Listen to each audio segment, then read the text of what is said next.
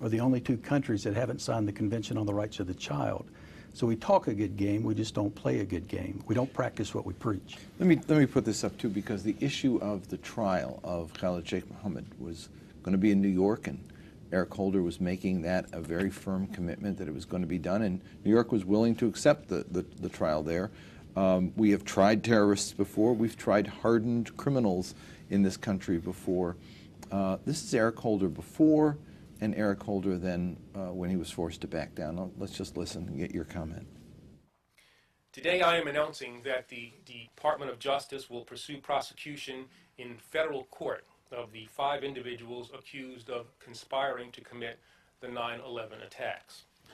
Now, unfortunately, since I made that decision, members of Congress have intervened and imposed restrictions blocking the administration from bringing any Guantanamo detainees to trial in the United States, regardless of the venue.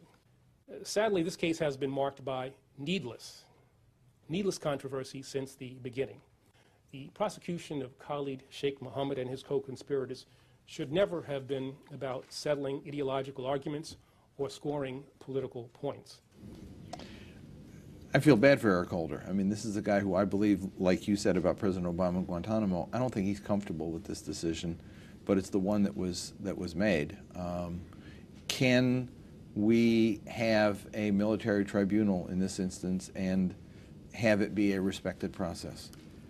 I think the question of could we, the answer is yes. Mm-hmm. I think the process could have been credible, and certainly that, you know, when I said we were going to have full, fair, and open trials, I honestly believe that that's what we were committed to doing.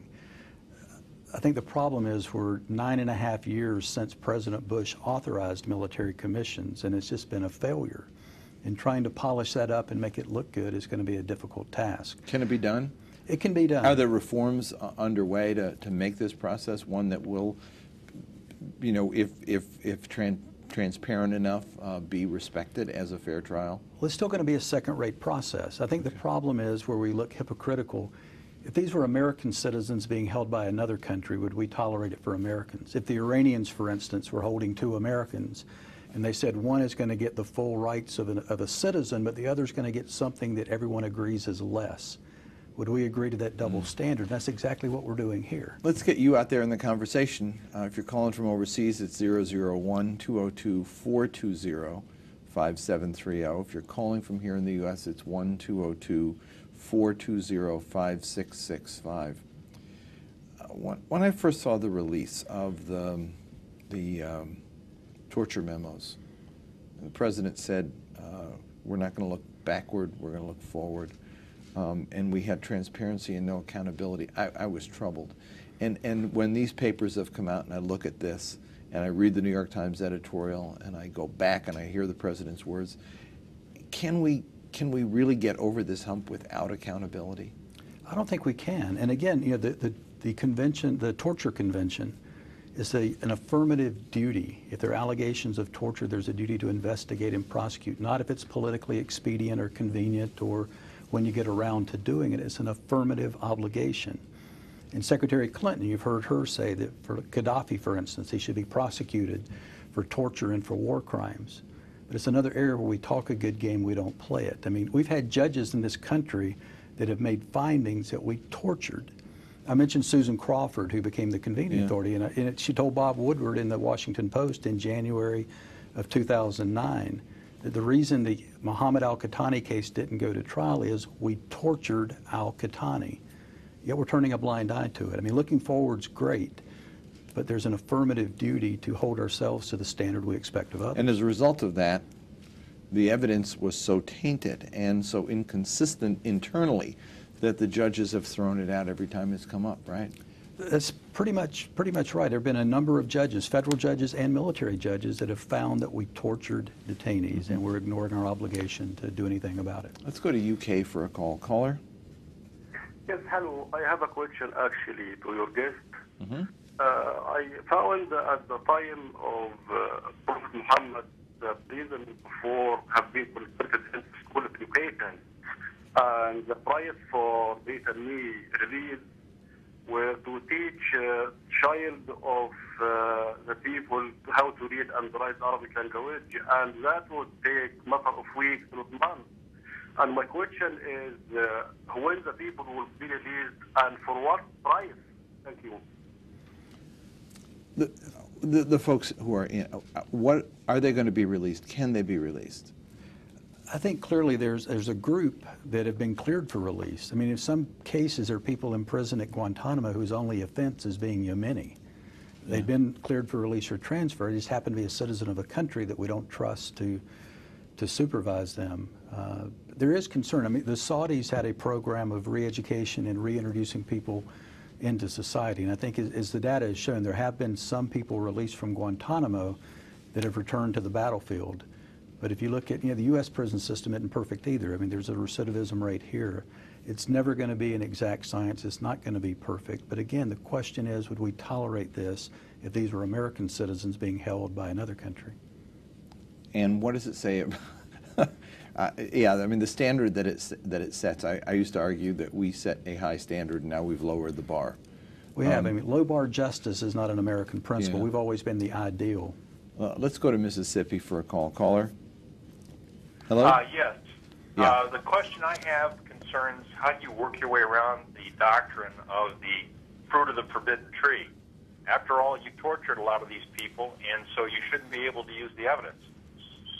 Anyway, I'll take my answer off the air. Well, I can tell you, in the case of Khalid Sheikh Mohammed or Mohammed al-Qahtani, I personally worked on both of those cases. My advice and my guidance to the prosecutors was that we were not going to use any statements they made while they were in our custody. And I think there's ample evidence to prove their guilt, or at least put on a persuasive case without using anything they said in our custody. It doesn't excuse the fact that they were tortured, but if we're not going to use their statements in a criminal trial, then it's irrelevant for that purpose. And I think we can really make a good case. There is adequate evidence that could make an effective case of some of these people. That was my assessment. I think you could put on a persuasive case without using any statements they made in our custody. Okay. Let's go to Washington State. Caller? Hello? Hello, my name is Jess Lycon from the state of Washington. And we have a question here, a few of us, and I'll try to put it as simple as I can. During that period of time of when we were getting information, very little of it, speaking about torture to people in Guantanamo. But in the media, it was almost portrayed as a piece of news to be discussed over and over again by pundits. And for some reason, for a short period of time, it's almost like that information got lost in that kind of media frenzy of discussing it and arguing against and for. Was that the reason why maybe we lost touch with it and it was kind of went into oblivion and things haven't been done or people haven't been brought to accountability or the media had a lot to play with this or because the only way we see things is when we go into specific Link TV or other avenues of information, which we really shouldn't. That we have to. Okay, thank you. Well, I think, unfortunately, the public, frankly, I don't think cares, the American public. I mean, if you go out on the street today, concern about the detainees and how they were treated is not a top 10 issue. I mean, there's more interest in the royal wedding than there is in the detainees at Guantanamo Bay or the war in Afghanistan, for that matter. The fact is that we did torture. It did get some attention. There's an affirmative duty, as I said, to investigate and to prosecute, and we've ignored that duty. And I don't think we can begin to restore our reputation, as the champion of the rule of law when we choose to ignore it. I want to thank you for joining us, and I want to thank you. Your service didn't end when you resigned. I think you're still providing an incredible service to our country, and I appreciate everything you have done and continue to do, sir. Well, thank you very much. Thank you so much. Next, a look at the latest on a topic that this is really going from the sublime to the ridiculous, but it's a topic we got to talk about. It's what's going on with the birther issue, and we're going to talk to David Mark from Politico, and we'll take more of your calls, so don't go away. Thank you.